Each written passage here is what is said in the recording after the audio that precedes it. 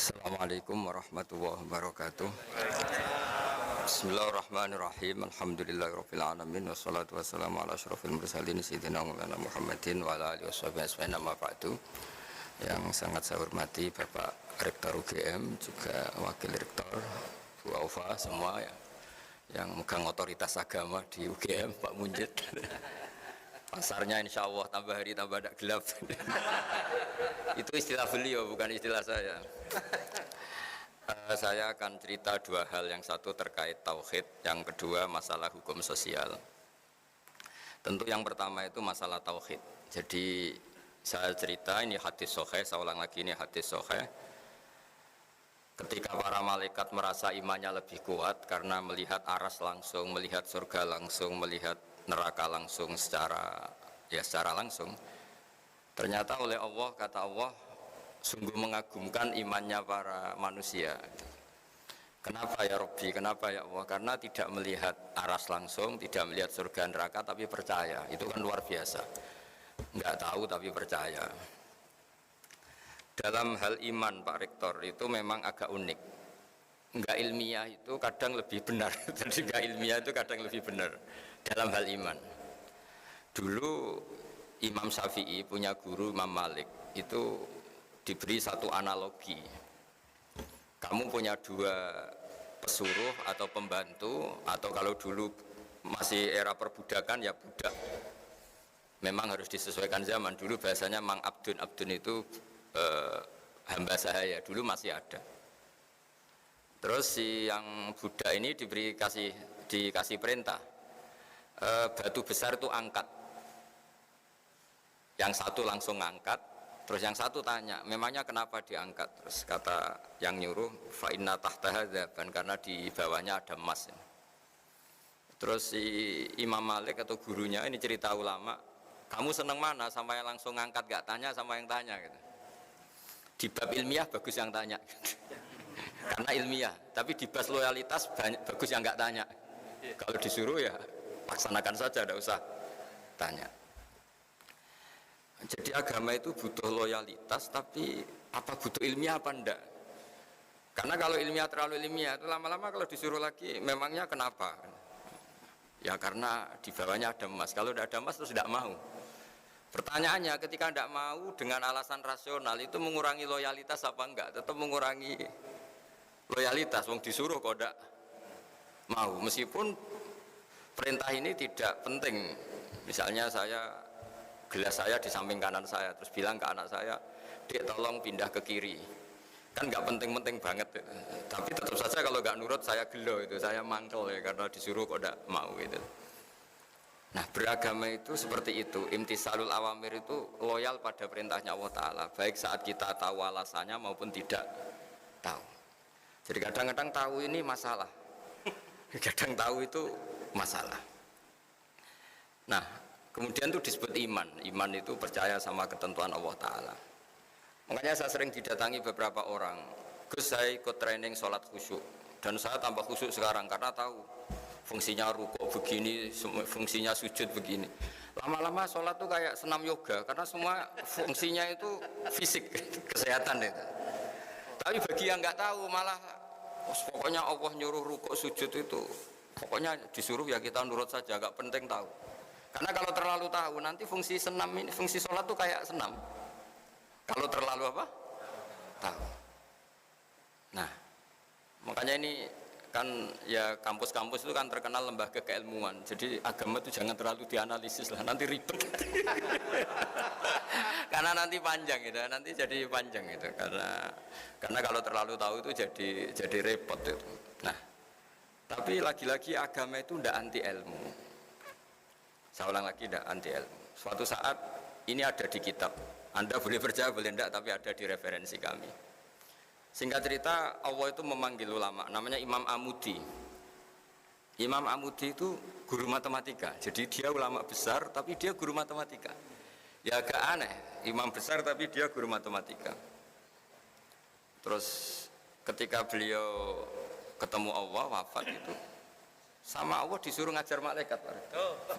Jadi bukan sekedar ngajar di UGM, ngajar para malaikat. Maka saya cita-cita bersasar itu jadi guru malaikat. Ya bukan malaikat yang papan atas kayak Jibril, Mikail, pokoknya malaikat lah. Yang biasa lah. Imam Amudi itu disuruh ngajar para malaikat. Ini penting bagi kampus-kampus keilmuan kayak UGM, UII, semua kampus-kampus Indonesia lah. Malaikat sempat tersinggung, kenapa saya diajarin manusia tentang iman, wong kita tahu surga, tahu neraka, bahkan kita dekat aras, dekat alam langit lah, alam malakut. Terus Imam Amudi memberi penjelasan tuh ya pakai cara Indonesia mungkin ya pakai kapur, pakai bor, kalau di kampus mungkin pakai layar, pakai apa. Kenapa kamu punya iman sekuat imannya malaikat?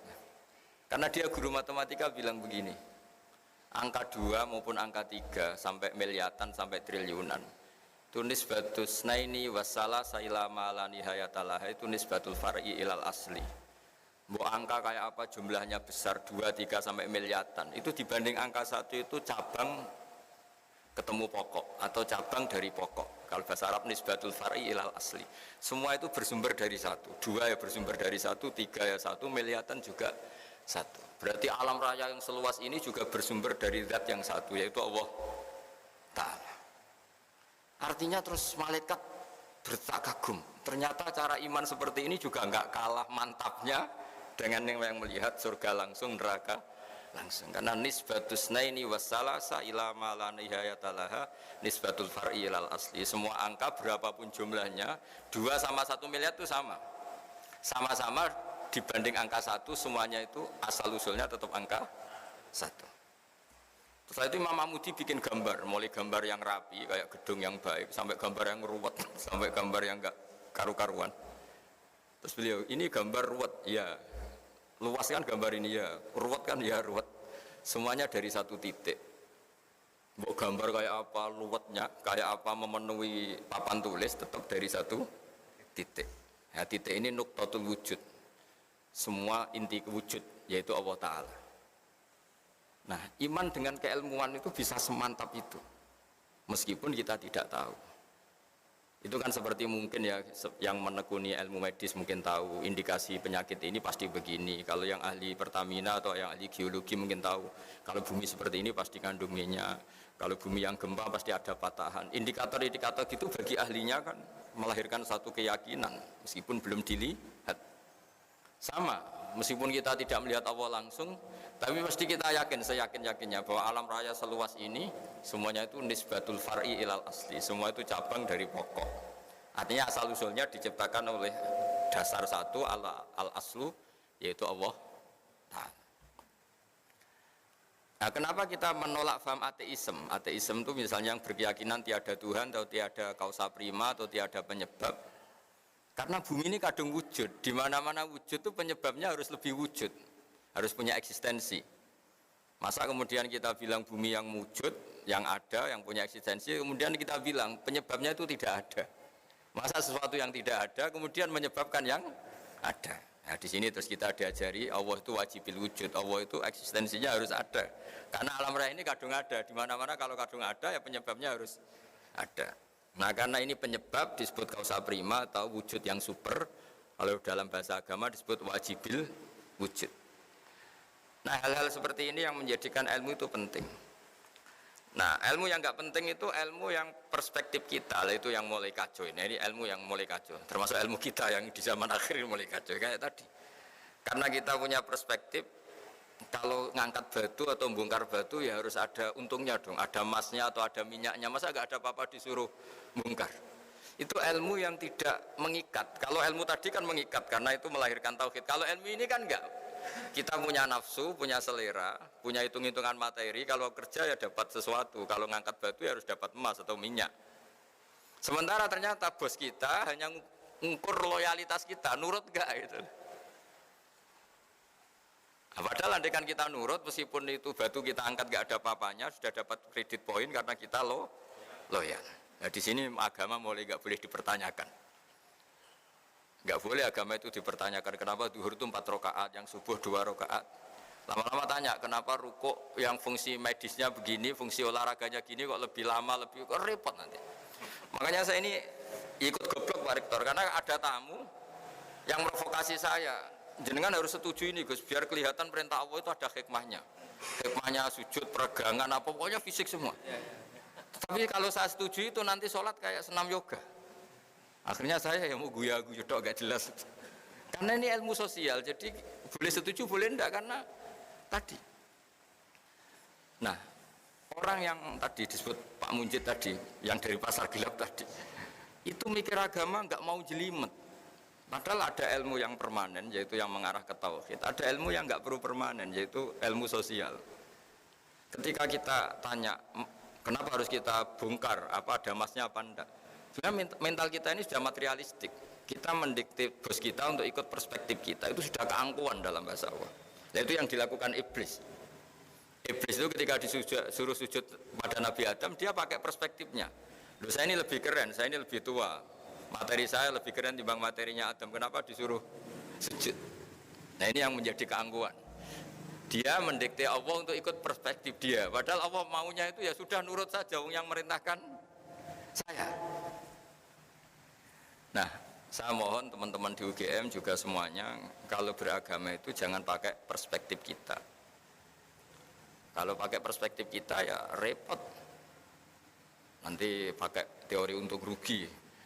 Nah, nanti lama-lama ibadah yang perspektif cara Arab Saudi mungkin haji karena mendatangkan devisa misalnya. Kalau perspektif menurut kiai mungkin orang sowan gitu karena melahirkan itu kan ya ribet kalau semuanya pakai perspektif gitu. Nah, bagi orang yang kuper mungkin ibadah terbaik itu bersemedi karena dia sudah senang kumpul orang. Nanti pakai perspektif sendiri agama ini nggak bisa selesai. Nah, makanya kemudian lahirlah tokoh-tokoh sosial diantaranya Imam Ghazali, Imam Syafi'i itu dia menekuni ilmu sosial. Nah, karena agama ini berkesimpulan akhir subhanaka ma khalaqta hadza batila subhanak rabbana ma khalaqta hadza batilan subhanak. Ya Allah, semua yang kau ciptakan ini tidak ada yang sia-sia. Kemudian Imam Syafi'i merajut satu ilmu disebut ilmu sosial yang positif atau yang optimis. Saya berkali-kali cerita kalau Imam Syafi'i diceritain orang tadi yang ketemu engkau cium tangan hormat itu kalau di luar ngerasani jenengan, ngata-ngatain jenengan. Imam Syafi'i tertawa tak senang.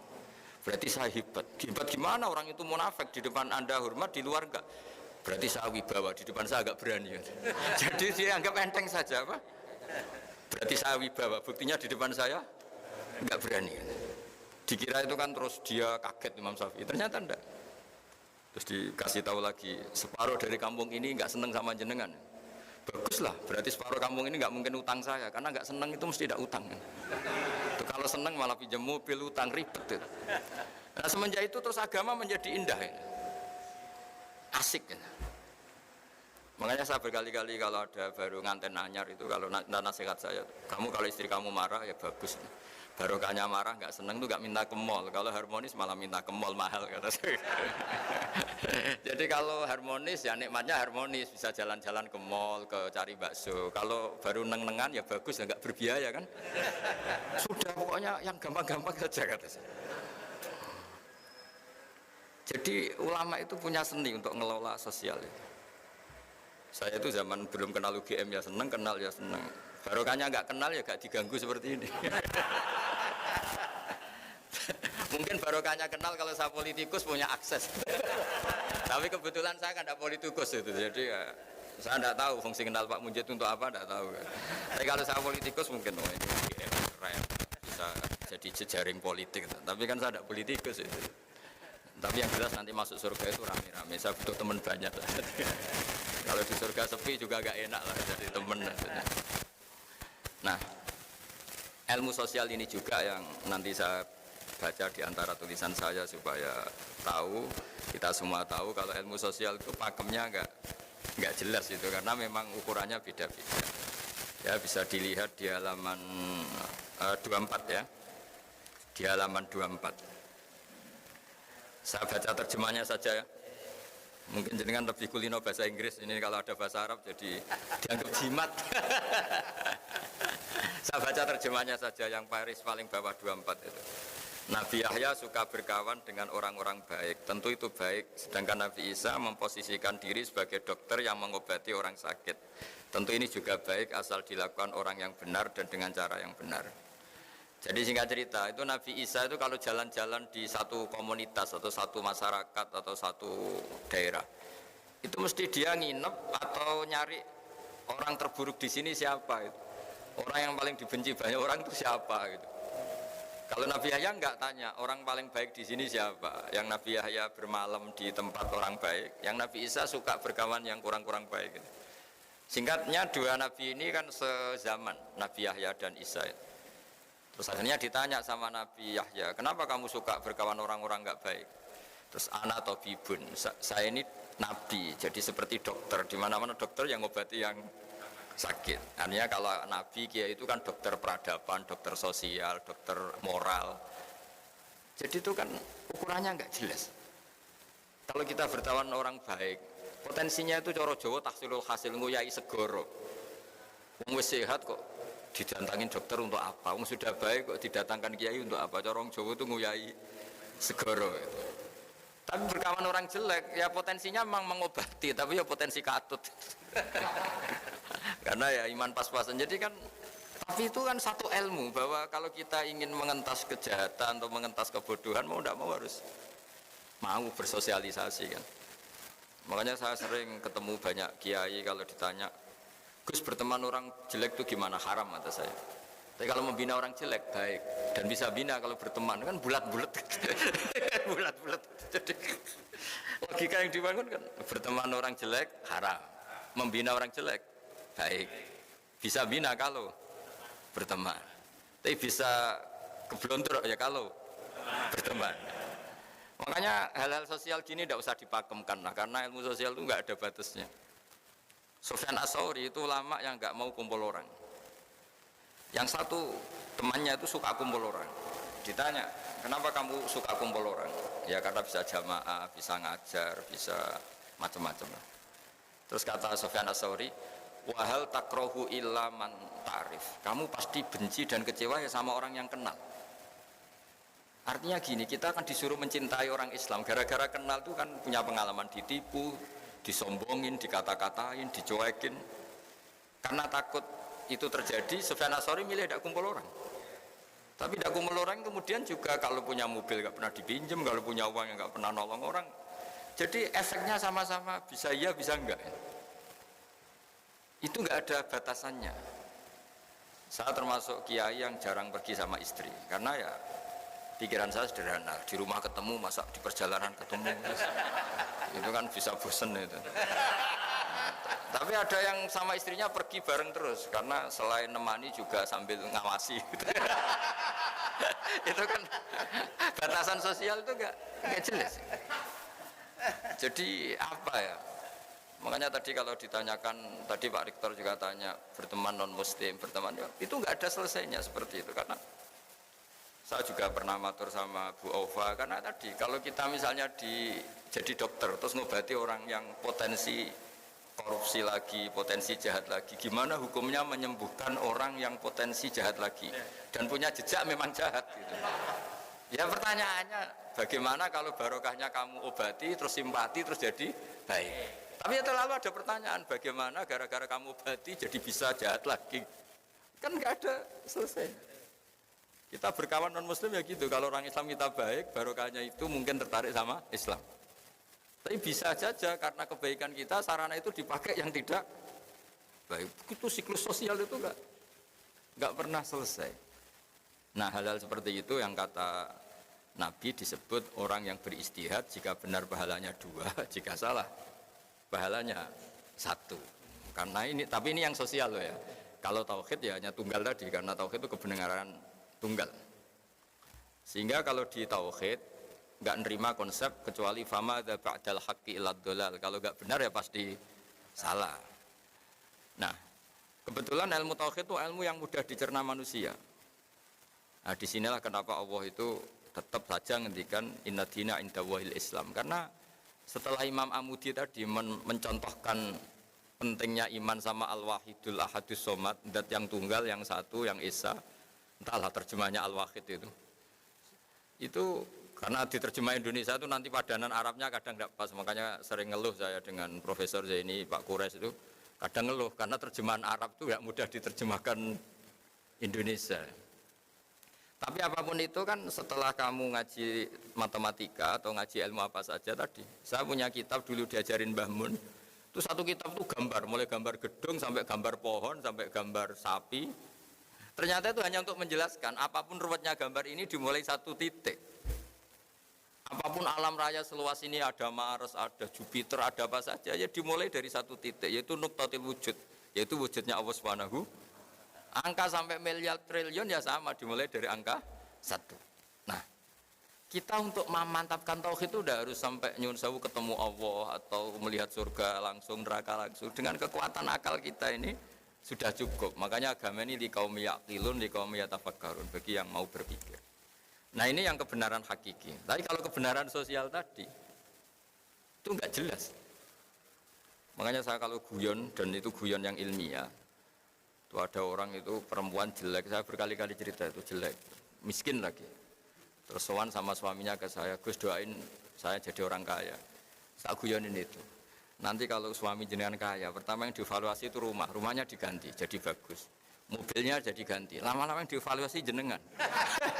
Rumah sudah bagus, mobil bagus, tapi istrinya ini yang nggak layak gitu. Akhirnya terus bagus miskin aja. Gitu. Artinya ketika kita nganggap kekayaan itu berkah, ternyata enggak kan? Orang yang mulai berpikir macam-macam kan ya karena mapan itu. Yang dievaluasi kan rumah selesai, mobil selesai. Lama-lama yang dievaluasi apa? Istri. Nanti kalau yang istri yang kaya yang dievaluasi suami. Nah, artinya kamu tidak bisa bilang kalau kaya lebih enak timbang miskin atau miskin lebih enak timbang kaya, tidak juga. Ilmu sosial itu, saya pernah ketemu kiai, tak anggap alim lah.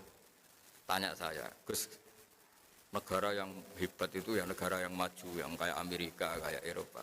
Terus tak tanya, negara dengan banyak urusan, dengan yang tidak banyak urusan, kalau kamu jadi presiden suka mana? Suka yang nggak banyak urusan. Karena kalau negara besar itu banyak urusan. Akhirnya terus dia mikir, ternyata hukum sosial itu enggak. Ya enggak itu. Ya enggak jelas ya. Saya kalau punya mobil 2, kan ngurusi mobil 2, mendingan enggak punya 1 kan. Mendingan enggak punya, enggak ada yang diurus. Tapi kalau pertanyaan dibalik, tapi enggak ada yang dipakai. Tapi kalau punya mobil banyak, hebat mana manusia yang diperbudak mobil sama yang enggak, bagus yang enggak. Caranya gimana? Yang enggak punya mobil. Tapi kalau dibalik tanyanya, hebat mana manusia yang punya sarana sama enggak, bagus yang punya sarana. Jadi ilmu sosial itu boleh dibolak balik. Nah di sini terus tak teruskan lagi, mungkin ada beda halaman tentang menghadapi orang-orang yang salah. Orang-orang yang salah. Ini ada di hadis sahih, diriwayatkan bahkan di halaman 26 ya. Halaman 26. Ini juga masih seputar teori ilmu sosial. Ini hadis diriwayatkan oleh Imam Bukhari, Imam Muslim, Nasai. Terjemahnya di halaman 27. Ada seorang alim soleh berderma kepada zania, semacam orang nakal ya. Tentu jadi gunjingan yang tidak sedap. Hari berikutnya berderma lagi kepada pencuri, tentu memantik gunjingan lagi. Berikutnya berderma lagi kepada orang kaya, tentu ini pun dikritik banyak orang. Orang alim tadi tetap memuji Allah dan menyerahkan urusannya kepadanya. Namun secara ilmiah, si alim ini memberi argumentasi bahwa sedekahnya kepada zania agar tidak melakukan zina lagi, kepada pencuri agar tidak mencuri lagi, kepada yang kaya agar mau niru kebaikan sedekah. Jadi misalnya gini, orang sampai menjual diri kan karena nyari uang. Terus si orang alim tadi, sudah kamu tak kasih uang, tapi tidak usah melakukan itu. Orang ingin nyuri kan juga karena nyari uang, sudah kamu tak kasih uang, tapi tidak usah mencuri lagi. Artinya gini, hukum sosial itu gimana itu kan, masa misalnya kalau sampean ustadz masih amati terus ngasih orang gitu kan dianggap order kan ya resiko kan. Tapi barokahnya ngasih, mungkin terus orang itu simpati sama ustadz ingin tobat. Itu kan nggak pernah ada ukurannya. Tapi nggak usah dicoba, kalau dicoba jangan-jangan memang ingin mau makai kan ya ribet. Artinya ini cerita loh, ini diceritakan diriwayatkan oleh Imam Bukhari. Karena ilmu sosial itu ukurannya kan, ya sudah nggak usah diputuskan, namanya sesuatu yang sosial itu nggak usah dipakemkan. Makanya saya kemarin yang pas ngaji sama Kagama, Saya berteman Pak Rektor ini baik apa enggak ya tidak tahu. Bisa saja tidak baik, karena kenal Rektor UGM kan bisa saya sombong, keren. Wah kalau menyebabkan sombong kayaknya ini tidak baik, saya kenal Rektor kan.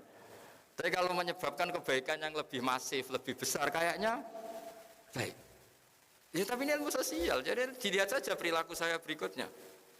Barang kenal rektor atau kampus yang nggak maju nyepelekan karena mentang-mentang kenal rektor UGM, berarti kenal ini yang tidak baik. Tapi barokahnya kenal kemudian kurangi pasar gelap tadi ya. Mungkin jadi baik. Jadi ilmu sosial kira-kira seperti itu. Saya sering kenal menteri ya dekat kadang-kadang. Ya saya sering bilang ke istri saya dikatakan syukur ya syukur karena bisa melakukan kebaikan lebih masif, lebih general ya, lebih banyak. Tapi saya sebagai manusia jangan-jangan menjadi sombong karena kenal pejabat. Nah kira-kira perasaannya kiai orang baik ngadepi ilmu sosial itu seperti itu. Jadi nggak perlu ada jawabannya Pak Rektor kalau masalah ilmu apa? Sosial tadi. Baik kita dengan sesama orang baik maupun sama orang nggak baik, sesama non muslim itu ukurannya hubungannya kita dengan Allah Ta'ala. Makanya ketika Rasulullah masih sugeng, masih hidup, itu Bu Ofa, ada sahabat disuruh tabiin itu generasi setelah sahabat. Sifli wajah Rasulillah, tolong beritahu saya kayak apa wajahnya Nabi. Itu sahabat ini nangis. Kenapa engkau nangis? Saya tidak pernah lihat wajahnya Nabi. Loh Anda kan sahabat, iya berpuluh-puluh tahun saya dari Nabi, tapi tidak lihat wajahnya. Ada yang ditanya langsung cerita, wajahnya gini, gantengnya begini, senyumnya gini. Terus ditanya, kenapa kamu enggak lihat wajahnya Nabi, yang Anda sahabat? Saya tuh saking hormatnya, jadi tidak berani melihat. Yang satu saking senengnya saya melihat terus, jadi yang satu bisa sama-sama niat hormat, tapi cara perilakunya beda. Nah, contoh kedua ini agak menyinggung Anda, tapi semoga agak tersinggung. Ada sahabat yang enggak pernah sowan Nabi, jadi kalau jamaah sering dia makmum Nabi, dia enggak pernah sowan. Kenapa ya? Takut. Jadi dia datang jamaah saja tapi tidak sowan. Ada yang senang sowan karena bisa komunikasi, bisa tanya. Ada yang milih nggak sowan, takut ganggu. Jadi artinya hukum sosial ini ukurannya enggak. Jadi misalnya itu tadi. Misalnya ada orang jadi rektor di UGM atau UI atau jadi dekan. Kalau sering pulang kampung baik enggak? Ya mungkin baik biar ngerti kampungnya kayak apa. Meskipun prestasi di Jogja jangan-jangan kampungnya terbelakang. Dari segi itu baik. Tapi dari segi sering pulang kemudian di situ ada ketua sete atau ketua kampus-kampus yang enggak maju. Jadi mahjub. Gara-gara ini sering pulang, aktor-aktor di situ ini tenggelam. Baik enggak sering pulang lah kira-kira gitu. Karena kalau sering pulang, lakon-lakon di situ bintangnya jadi tenggelam. Sampai-sampai kamu situ mau nunggu apa saja keputusannya, nunggu Pak Rektor pulang, Pak Dekan pulang, profesornya. Ini kan penggoblokan massal ini karena urusan gitu aja kok nunggu. Tapi kalau nggak pernah pulang juga orang komplain. Wah mentang-mentang jadi orang besar lupa kampung. Itu kan nggak ada sebenarnya. Nah di sini kenapa semua nabi itu diajarkan dan disuruh mengajarkan tauhid, semuanya tunggal mulai Nabi Adam sampai Rasulullah SAW. Tapi syariat sosialnya beda. Ya kira-kira logikanya begitu. Karena nggak ada batasannya. Gaya sosialnya kan beda. Ya saya sering menyontohkan mungkin ibu-ibu ini agak tersinggung. Kalau dibalik Nabi Sulaiman itu istrinya banyak, Nabi Dawud ya banyak. Nabi Ibrahim hanya 2, Nabi Musa yang terkenal 1. Kalau dibalik perempuan itu kaum lemah, nolong orang 1 baik. Kalau 2 ya mestinya lebih baik. Kalau 4 ya lebih baik. Kalau pakai teori itu. Jadi kalau teorinya dibalik, 1 orang saja terlantar, apalagi 2. Kamu milih mana? Kalau bapak-bapak milih yang pertama. Nolong 1 orang baik. Kalau 2 lebih baik. Kalau 3 provokator. Tapi kalau dibalik 1 orang saja terlantar. Apalagi 2. Berarti 1 orang saja juga buruk. Apalagi 2. Apalagi. Nah seperti ini nggak usah diputuskan karena ini seperti ini. Kita misalnya tidak pede bisa didik anak. Ya sudah jangan banyak-banyak. Anak 2 saja belingnya minta. Tapi kalau kita pede didik bisa anak baik, kita memperbanyak jumlah orang baik ketika anak kita baik. Seperti ini tidak usah dipakemkan. Jadi saya punya sekian contoh orang-orang dulu ngadepi orang-orang yang nyuwun jauh nakal itu ya beda-beda. Ada yang milih menjauhi orang nakal supaya nggak dicap, distigmasi bagian dari orang. Ada yang kerso nemanin sebagai proses dakwah, proses mendidik. Ya seperti itu, nggak usah gaya-gayaan niru atau tidak niru, ya sudah lah, itu ilmu sosial. Pertanggung jawabannya di ngersane Allah Subhanahu wa Ta'ala. Tadi ada sahabat yang saking hormatnya Nabi nggak berani melihat. Ada yang saking cintanya bisa melihat detail sampai bisa mensifati alisnya kayak apa, pipinya kayak apa. Nah, saya mohon supaya perdebatan tentang cara apa ya, sosialisasi agama atau kebaikan atau moral tidak usah diperdebatkan karena ini tidak menyangkut akidah, tidak menyangkut apa tahu. Ya kayak kita lah, saja pakaian hem begini bagus enggak gitu. Ya bagi orang Indonesia mungkin ada orang yang ulama itu namanya Abdul Hasan Asadili, itu ulama besar yang kalau mungkin kalau sekarang tuh naiknya Alphard, pakai pakaian paling mahal, kemana-mana pakai pakaian paling mahal, pakai mobil paling mahal. Padahal ulama besar, ke kampung-kampung, desa-desa, ketemu ulama yang pakaiannya sederhana, agak kumuh, gejolak-gejolak kan. Kamu itu ulama kok tidak sederhana, mau pakai baju sederhana, baju sederhana. Kamu itu ulama kok sederhana, ngawur sekali. Barokahnya saya meliti gini, mewah gini, umatku ora kepikiran nyangoni. Umatku ora kepikiran nyangoni. Kok gayane tawaduk ngene, malah wong kepikiran nyangoni. Akhirnya terus ya juga itu maksudnya ini. Ya kayak Pak Mujid misalnya melas gini kan orang wah. Kan itu kan. Tapi terus si yang ulama sederhana juga komplain. Kalau ulama kayak kamu semua itu orang miskin ya, ngenes itu. Nah ini cerita sosial, gak ada jawabannya kan apa? Imam Syafi'i dulu, ini cerita terakhir saya. Imam Syafi'i dulu itu pengagum orang miskin. Dia punya guru selalu orang miskin. Setelah datang ke Imam Malik, dia itu guru yang mewah, cara hidup mewah. Mulai komplain ya, ini kiai kok mewahnya. Setelah itu Imam Malik setelah ilmunya dianggap cukup mengasihi Imam Syafi'i, sudah kamu datang ke Irak, ke Muhammad bin Hasan Asy-Syaibani. Setelah datang ke sana itu emas kiloan lantaan itu Pak Rektor itu di meja. Kalau ngitung uang di meja, uang ratusan juta atau ngitungnya di meja tamu. Ada tamu ya dibiarin, tetap di meja. Jadi satu peti dipindah ke peti yang lain. Ya tapi maaf, saya sama Imam Malik ada cocok malah ketemu orang ini. Aduh, lebih ngeri lagi. Karena ini orang alim ya dia tahu. Apa? Kamu heran sama orang alim kaya? Iya. Sama orang soleh kaya? Iya. Ya sudah, kalau orang soleh gak boleh kaya ini tak kasihkan pencuri, tak kasihkan orang nakal, biar dipakai dugem, dipakai maksiat. Jangan jenengan saja yang punya, biar dipakai yang positif. Berarti boleh orang alim kaya? Pun boleh. Semenjak itu Imam Syafi'i mindsetnya berubah. Ternyata kalau orang baik yang kaya kan manfaatnya kan baik. Tapi kalau yang kaya orang nakal kan bahaya kan. Negara ini juga kata Pak Rektor tadi, kalau moral bangsa ini tidak baik kan semua sarana negara bisa dipakai untuk tidak baik. Jadi kalau pejabatnya baik kan sarana ini untuk kebaikan. Semenjak itu Imam Syafi'i mulai berpikir. Sampai beliau saking overnya tuh bilang orang soleh wajib kaya sampai bilang. Sampai yang miskin tersinggung. Diwajibkan enggak, kalau enggak takdir kan enggak bisa kaya. Tapi itu betapa ilmu sosial itu ngalami perubahan juga, ngalami perdebatan. Nah, jadi kalau ada kiai yang di Indonesia kan banyak kiai yang pakai alfa kelihatan kaya, itu ada ilmunya. Dan umatnya ada kepikiran nyangon. Yang ribet sudah kelihatan kaya masih butuh disangon, itu ribet gitu. Tapi ini kan sosial ya, jadi nggak ada batasannya. Jadi yang terkenal ya Abdul Hasan Asadili yang di Indonesia disebut oleh Bapak Syadili. Itu terkenal sekali penampilannya itu. Akhirnya terus dua ulama ini betul-betulkan. Kamu berpenampilan sederhana, tapi bikin umat kamu merasa harus nyangoni kamu. Bagus di tawaduk, tapi tidak bagus di mari umat mikir gue.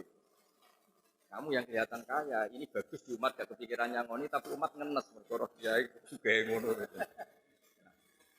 Nah setelah itu ya selesai. Artinya selesai itu ya dianggap ilmu sosial yang monggo saja lah, ini ranah sosial, kamu boleh apa saja, yang penting bertanggung jawab mengersani Allah Subhanahu. Jadi saya sendiri sebagai kiai juga pernah kepikiran kalau ngaji itu serius. Tapi bapak itu pernah bilang gini, Kak, coba nak jadi kiai nak ngaji guyon aja. Kenapa Pak? Umat terus kakean utang, wis sumpek. Wes sumpek bareng ngaji mbok sumpekno meneh. Kata-kata bapak saya gitu. Jadi ya sudah gitu. Itu kan urusan manhaj. Ada kiai yang kalau ngaji itu serius. Ya, mungkin takut ilmu agama itu jadi guyonan. Ini monggo lah, ini kan apa ranah sosial. Semuanya nggak ada batasannya. Nah, itu sirinya, rahasianya kenapa dari sekian nabi mulai Nabi Adam sampai Rasulullah itu beda-beda manhaj sosialnya. Tapi kalau tauhid itu tunggal karena ilmu tauhid itu kayak eksak, kayak ilmu pasti. Jadi angka 2, 1 triliun, 1 miliar itu sama. Semuanya cabang dari angka. Gambar yang ruwet maupun tidak ruwet tetap dari satu titik. Makanya satu keniscayaan berkeyakinan Allahu ahad, Allahu samad. Itu enggak tauhid namanya. Tapi kalau sosial pendekatan tadi. Jadi istri yang dimanja itu bagus ya bagus supaya loyal sama suami. Kalau kelamaan dimanja itu akhirnya kebutuhannya materi. Lama-lama materi Anda tidak cukup. Tapi kalau milih dijak tirakat, ya bisa aja minggat kan, tidak melarat terus. Itu kan nggak jelas. Dimanja ya potensi minggat karena kebutuhannya terus besar. Dijak tirakat ya potensi minggat karena nggak betah. Akhirnya terus, ya rumusnya kan nggak jelas akhirnya. Ya sudah nggak usah punya rumus, pokoknya ilmu sosial itu nggak usah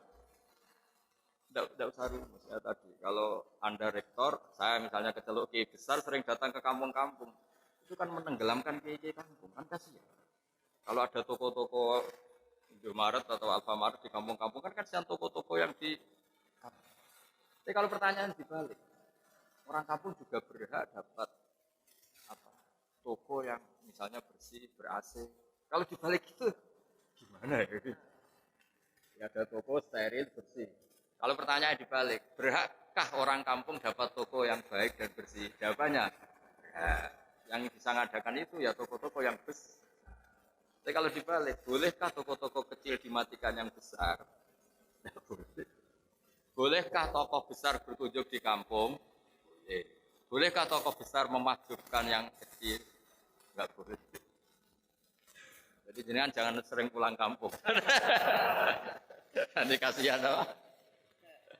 Ya, terus kalau matur nuwun rawuh jenengan tadi jelas niki guyon tapi serius atau serius tapi guyon. Tapi bahwa ngaji itu harus sering mendengar. Ya, harus sering mendengar. Saya berkali-kali cerita Nabi Ibrahim itu Khalilur Rahman, kekasihnya Allah. Suatu saat mau dibunuh, dimatikan, waktunya sudah habis. Israel datang. Ya Ibrahim, Khalilur Rahman, kau kekasihnya Allah, hari ini harus meninggal. Karena malaikat itu lugu dibantah sama Nabi Ibrahim. Wal ra'aita khalilan yumitu khalilah. Masa ada kekasih membunuh yang dikasihi? Saya ini kekasih Allah. Ada pacar membunuh yang dipacarin pas masih cinta. Ya enggak ada kata. Mesti kamu keliru, salah perintah. Akhirnya Israel lamatur, ya Allah. Logika yang dibangun Ibrahim, masa kekasih bunuh yang di. Logika itu masuk akal.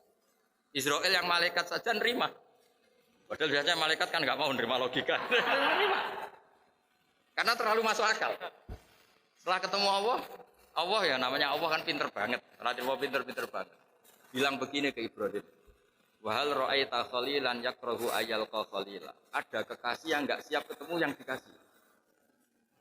Ya apa ada kekasih yang nggak siap ketemu yang dikasih? Hanya kalau meninggalkan ketemu Allah. Ya juga katanya. Gua kembali lagi. Tapi kata Allah begini, apa ada kekasih yang nggak siap ketemu yang dikasih? Ibrahim, oh ya, gitu ya, sekarang aja, sekarang. Akhirnya mau meninggal. Nah bayangkan kalau ilmu seperti ini orang dengar hanya sepihak. Gitu. Akhirnya agama menjadi keras kan, karena satu logika sosial dipakemkan seakan-akan paten. Itu yang kita tidak boleh ya, kalau logika sosial, kayak monggo mawon, sementing kita bertanggung jawab di depan Allah Subhanahu. Saya kira demikian, mohon maaf. Assalamualaikum.